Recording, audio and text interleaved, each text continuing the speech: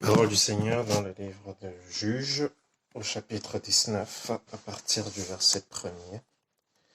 Il arriva aussi en ce temps-là, où il n'y avait pas de roi en Israël, qu'un Lévite qui habitait aux côtés de la montagne d'Éphraïm prit pour concubine une femme de Bethléem de Juda.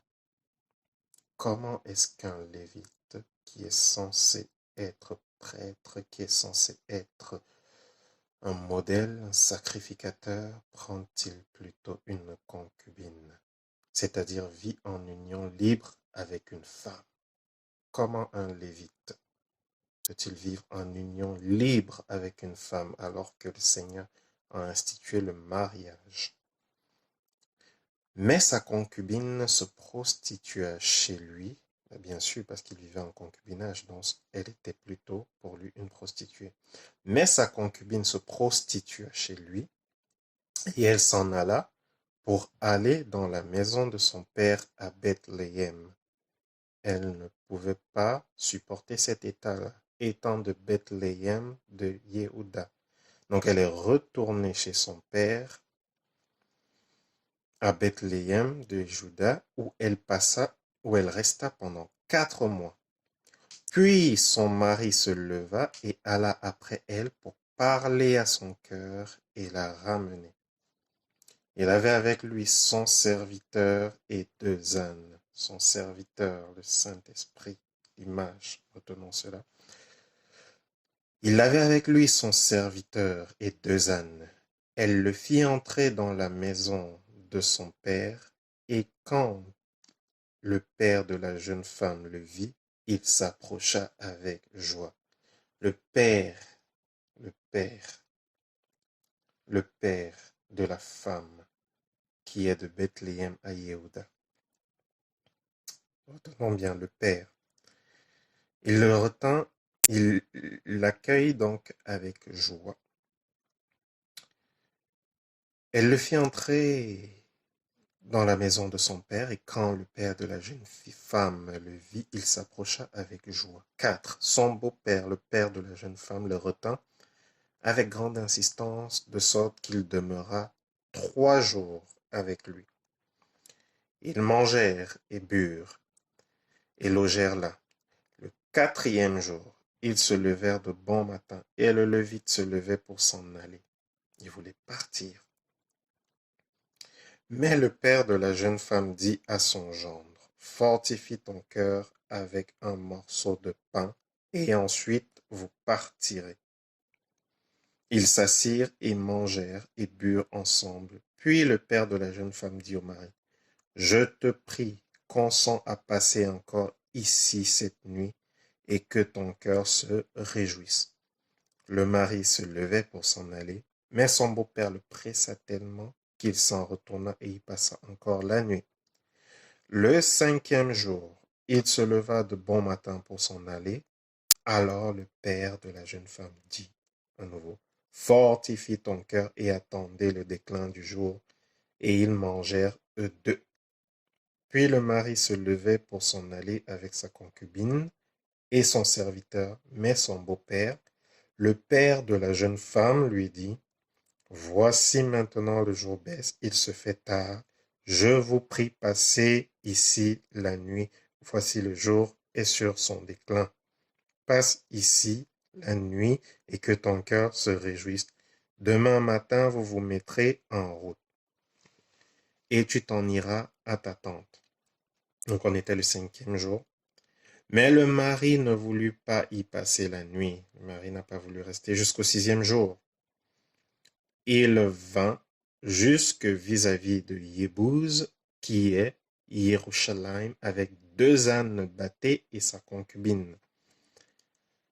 Comme ils étaient près de Yébouz, le jour avait beaucoup baissé. Le serviteur dit à son maître, « Allons, détournons-nous vers cette ville des Jébousiens, afin que nous y passions la nuit. » Son maître lui répondit, « Nous ne nous détournerons pas vers une ville d'étrangers où il n'y a pas d'enfants d'Israël, mais nous passerons la nuit à Gibéa. » Voici donc un homme, un lévite, un prêtre, qui est censé être un sacrificateur du Très-Haut, qui est censé être un adorateur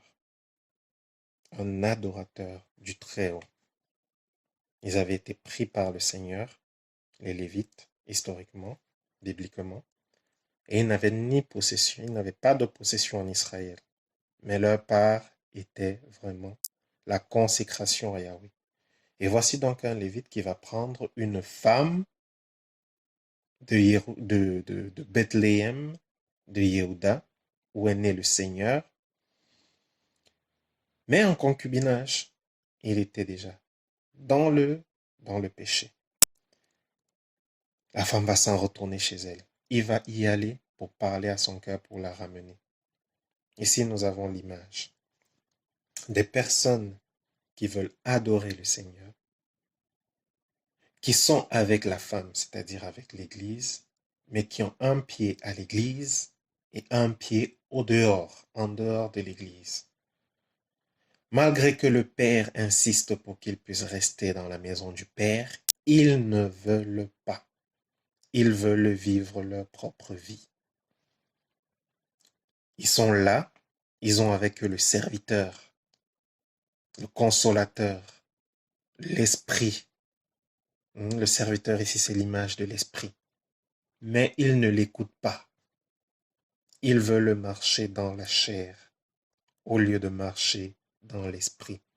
Ils veulent aller leur chemin au lieu de rester dans la maison du Père. La maison du Père. Il est resté 5 jours. Pour lui, c'en était de trop. Il n'a pas attendu ni le 6e jour, ni le 7e jour. Et il est parti. Et donc, quand il s'en va, il arrive à Jérusalem. Jérusalem. Le Seigneur dit qu'il a choisi Jérusalem pour y faire demeurer son nom. Bien avant David même, parce que là, on est dans Juge. Il n'y avait pas encore des rois en Israël. Le Seigneur a choisi Jérusalem pour y faire demeurer son nom. Et le Seigneur dira au peuple que lorsque vous y entrez, si vous adorez les divinités qu'ils adoraient, le pays vous vomira. Le pays a vomi ceux qui y habitaient parce qu'ils se sont livrés à l'abomination. Or, c'est une terre que le Seigneur avait déjà choisie. Dans leur iniquité a atteint leur comble et le pays les a vomis.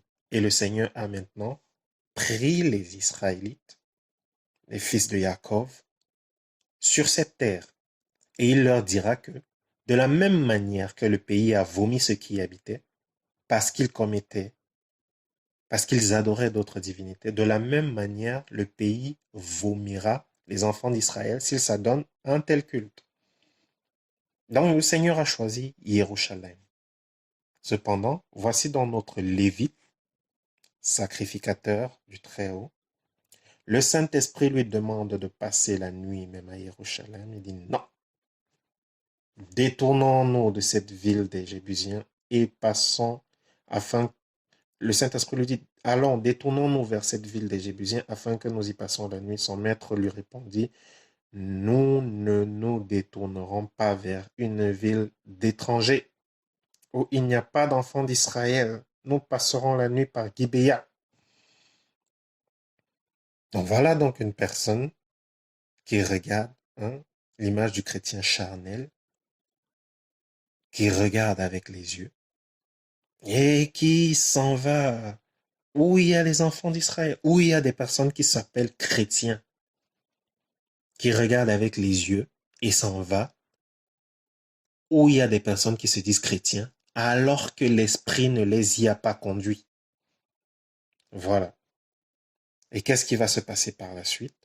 Donc, il ne se détourne pas pour passer la nuit à Jérusalem, mais il va passer la nuit à Gibéa.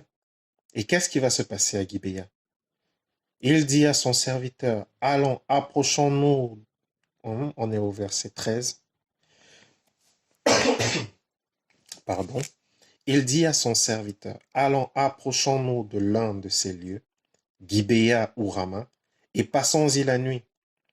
Ils continuèrent à marcher et le soleil se coucha quand ils furent près de Gibéa, qui appartient à Benjamin. Benjamin. Alors ils se détournèrent vers Gibéa et y entrèrent pour passer la nuit. Le Lévite entra et il s'assit sur la place de la ville. Il n'y eut aucun homme qui les reçût dans sa maison afin qu'ils y passent la nuit. Vous voyez? Donc il est conduit donc à passer la nuit en Israël parce qu'il se dit, voilà, il y a des chrétiens là-bas, je vais y aller. Il ne sait pas que c'est des chrétiens charnels. L'esprit le détourne pour qu'il aille vers Jérusalem, mais lui suit le courant, le train de ce monde, le christianisme paganisé, hmm, qui ne rend pas honneur, qui ne rend pas gloire au Seigneur. Il suit, il regarde sur Internet les messages pollués, il regarde sur Internet les messages de personnes qui ne craignent pas le Seigneur, bien que se disant chrétiens. Donc voici donc notre lévite, notre prêtre, qui refuse de passer la nuit à Jérusalem, la cité de la paix, le lieu où le Seigneur a choisi pour y faire résider son nom, mais qui se détourne plutôt vers les faux chrétiens, vers les faux pasteurs, et arrivé là-bas, il n'aura pas la paix, il n'aura pas l'hospitalité, et on ne le recevra pas. Et donc au verset 15, il nous est dit, et il s'assit sur la place de la ville. Il n'y eut aucun homme qui les reçût dans sa maison afin qu'ils y passent la nuit. Verset 16. Et voici sur le soir, un vieil homme venait de travailler dans les champs. Cet homme était de la montagne d'Éphraïm. Il séjournait à Gibéa et les gens du lieu étaient benjamites. Et levant les yeux, il vit le voyageur sur la place de la ville. Le vieil homme lui dit, où vas-tu et d'où viens-tu? Il lui répondit, nous passons de Bethléem de Juda vers le côté de la montagne d'Éphraïm, d'où je suis. Voici donc quelqu'un qui n'est pas resté dans la maison du pain, Bethléem. Il n'est pas resté dans la maison du pain à Bethléem, mais il retourne chez lui. Il retourne chez lui. Il n'est pas resté à Bethléem, à Yehuda, d'où est son épouse. Il n'est pas resté dans l'assemblée des élus du ciel, d'où vient l'Église à Bethléem, parce que vous savez, nous sommes descendants. L'Église est descendante de Yehoshua et Yehoshua est de Yehuda, le lion de la tribu de Yehuda. Donc, il devait rester à Bethléem en Yehuda. C'est de là, quand Yeshua nous sort de nos familles, quand Yeshua nous sort du monde, nous lui appartenons et nous devons demeurer avec lui dans son assemblée, dans l'assemblée des saints. Donc, lui, il dit qu'il passe du côté de la montagne d'Éphraïm, d'où il est, il retourne chez lui. J'étais allé jusqu'à Bethléem de Yehuda, mais maintenant je m'en vais à la maison de Yahweh. Donc lui pensait même qu'il était en train d'aller à la maison de Yahweh, à Éphraïm, alors que Yahweh a choisi déjà un Bethléem de Yehuda pour faire sortir le Mashiach, c'est-à-dire il y était déjà presque. Et il était à Bethléem avec son épouse. Donc, il a été sauvé, déjà même, pour aller maintenant à Jérusalem, la cité céleste.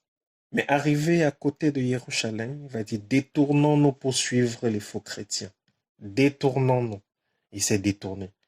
Et le vieil homme, que lui dit le vieil homme? On va continuer la lecture. Alors, nous sommes au chapitre 18, presque 19. J'étais allé à Bethléem de Yehuda, au verset, pardon. J'étais allé jusqu'à Bethléem de Yehuda, mais maintenant je m'en vais à la maison de Yahweh. Mais il n'y a aucun homme qui me reçoive dans sa maison.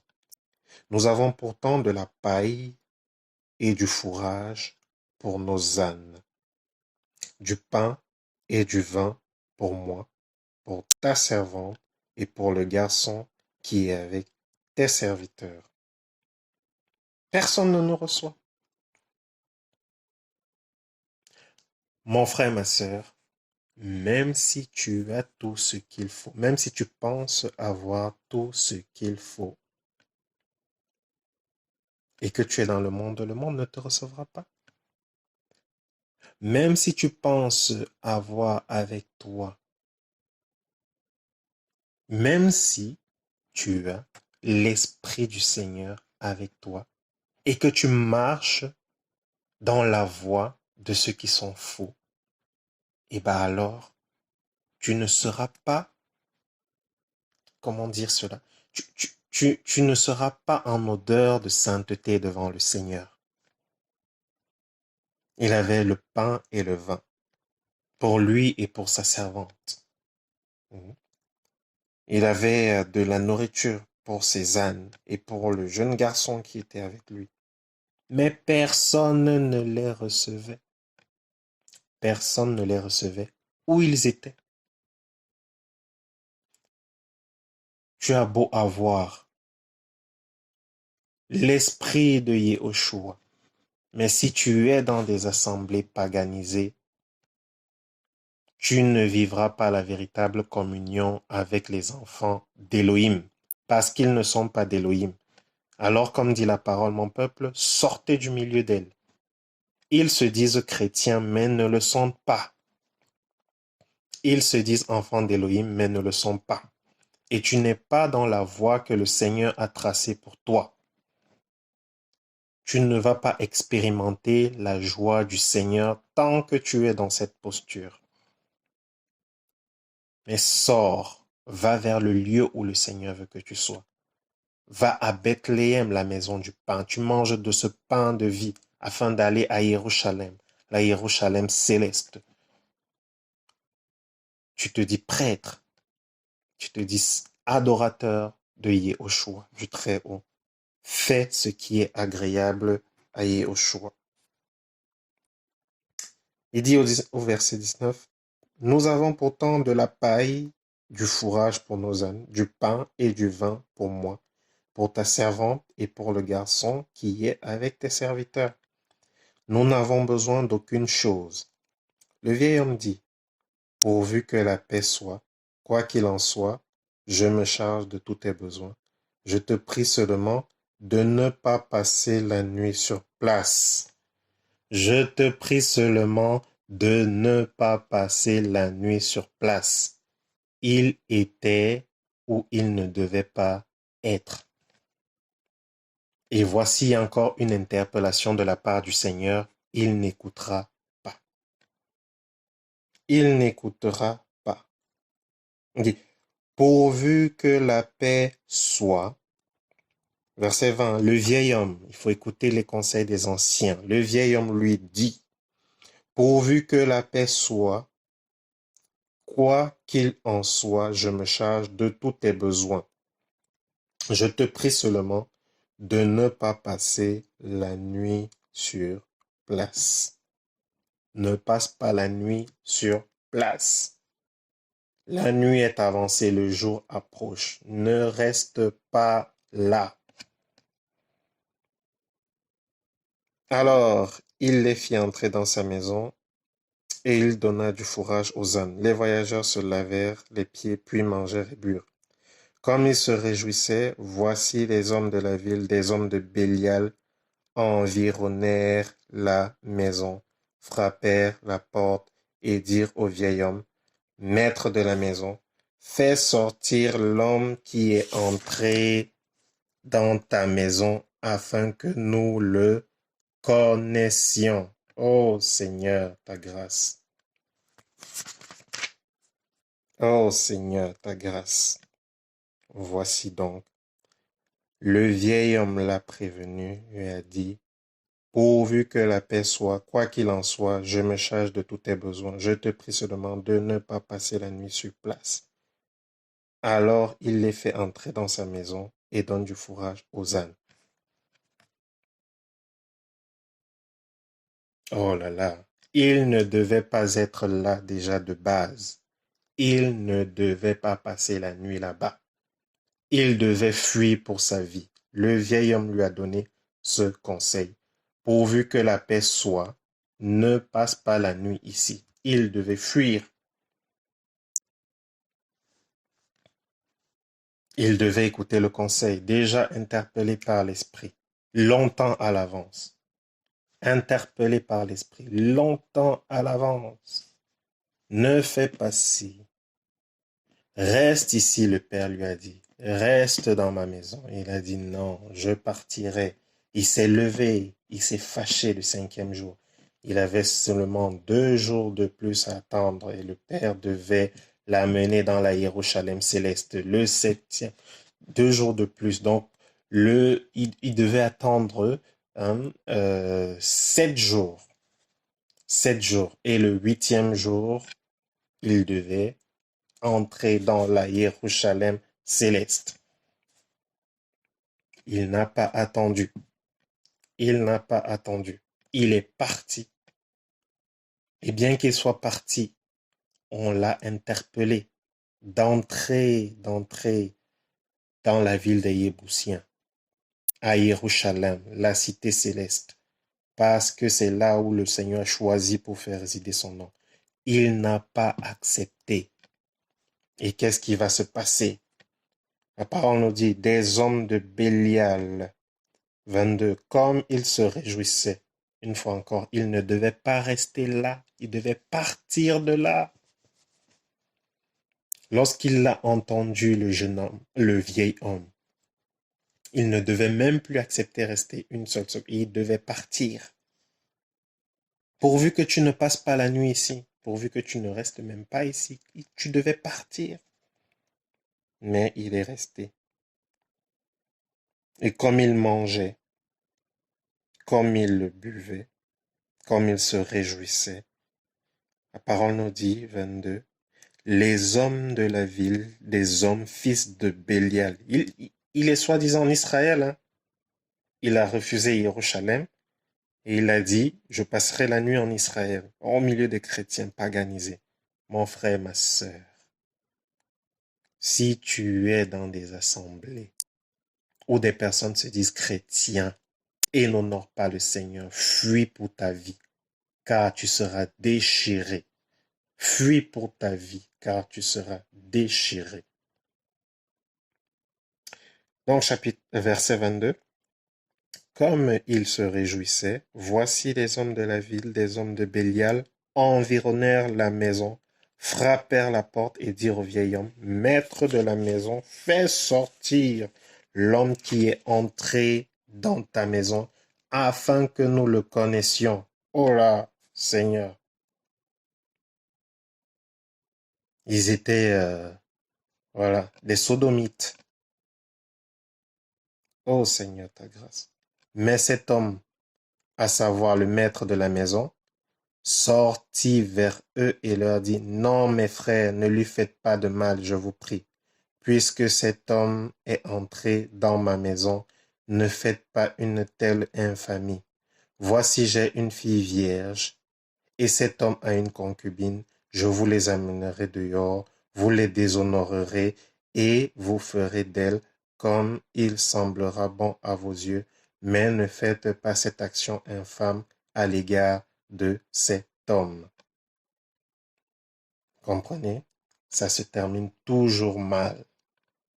Quand le Seigneur te parle, il faut écouter sa voix. Il faut rester, il faut demeurer.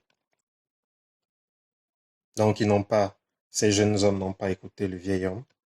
Et verset 25, mais ces gens ne voulurent pas l'écouter, c'est pourquoi l'homme saisit sa concubine et la leur amena dehors. Oh, mon prêtre, ô sacrificateur, ô lévite, tu saisis ta femme et tu l'amènes au dehors. Donc voilà dans l'image de la rétrogradation. Lui-même, il prend sa foi, il l'amène au dehors. Lui-même, il se débarrasse de l'assemblée des saints dans laquelle le Seigneur l'a fait résider. Lui-même, il sort du plan d'Élohim. Lui-même, il sort de la vision d'Élohim. Lui-même, il quitte l'assemblée des saints. C'est pourquoi Hébreu nous dira, n'abandonnez pas vos assemblées, comme quelques-uns en ont la coutume. la femme de Bethléem de Yehuda, représente ici l'image de l'Église. N'abandonnez pas vos assemblées. N'abandonnez pas vos assemblées. N'abandonnez pas l'assemblée des élus. Ici, il n'est pas question des assemblées traditionnelles. Ici, il est question de l'assemblée des élus, l'assemblée des saints. N'abandonnez pas cette assemblée, cette réunion des enfants du Mashiach à travers le monde. Ne l'abandonnez pas. Donc, c'est l'image de cet homme qui prend délibérément, censé être sacrificateur. Il prend délibérément sa femme, sa concubine. C'était sa concubine, mais aux yeux du Seigneur, c'était sa femme. Parce qu'il est allé vers le Père pour la prendre. Non. Il n'était pas dans une bonne union à la base. Mais après, il est allé vers le Père et le Père la lui a donnée. Mais le Père lui a demandé d'attendre. Donc, verset 25, mais ces gens ne voulurent pas l'écouter, donc écouter le vieil homme. C'est pourquoi l'homme, donc le Lévite, saisit sa concubine et la leur amena dehors. Ils la connurent et abusèrent d'elle toute la nuit jusqu'au matin, puis la renvoyèrent au lever de l'aurore. Donc voilà donc le jeune homme, l'homme, le Lévite, qui a délibérément abandonné la foi sous la pression des fils de Bélial parce qu'il n'était pas au bon endroit, au bon moment. Il n'était pas où le Seigneur voulait qu'il soit. Donc il faudrait que nous soyons, mes bien-aimés, mes frères et sœurs, là où le Seigneur voudrait que nous soyons. N'abandonnons pas l'assemblée des élus du Très-Haut et restons là où le Seigneur voudrait que nous soyons. Ne nous détournons pas pour aller, soi-disant, en Israël, là où il y a des personnes qui se disent enfants du Seigneur, mais qui ne le sont pas, qui ne le sont que de visu. Lorsqu'on regarde, il y a le bling-bling. Lorsqu'on regarde, voilà, quand on regarde sur Internet, dans ces temps de coronavirus, on voit des personnes qui ont l'apparence de la piété, mais qui renient le Mashiach qui en fait la force. Ils ont l'apparence de la piété. Ils parlent de Yehoshua, ils parlent de Yehoshua, mais ils n'ont pas l'esprit de Yehoshua. Ils se disent chrétiens, ils se disent enfants d'Élohim, mais ils ne le sont pas. Ils mettent tout le paquet sur leur apparence extérieure, sur l'extérieur des choses. Mais le cœur est vide d'Élohim. Alors, mes bien-aimés, si le Seigneur nous interpelle en ce jour, si le Seigneur nous interpelle en ce matin, restons dans sa présence, écoutons la voix du Père, écoutons la voix de Yehoshua Mashiach, parce qu'il nous amènera dans la Jérusalem céleste. Ne nous détournons pas, écoutons la voix de l'Esprit qui nous parle. Ne nous détournons pas. Si nous nous détournons, nous allons à notre perte. Si nous nous détournons, les fils de Bélias voleront notre foi. Ils voleront la foi que le Seigneur a départie dans nos cœurs. Et nous-mêmes, nous prendrons cela sous la pression et nous leur donnerons. Sous la pression, si tu n'es pas où le Seigneur veut que tu sois, tu prendras toi-même ta foi, tu la mettras dehors. Et que nous dit la parole?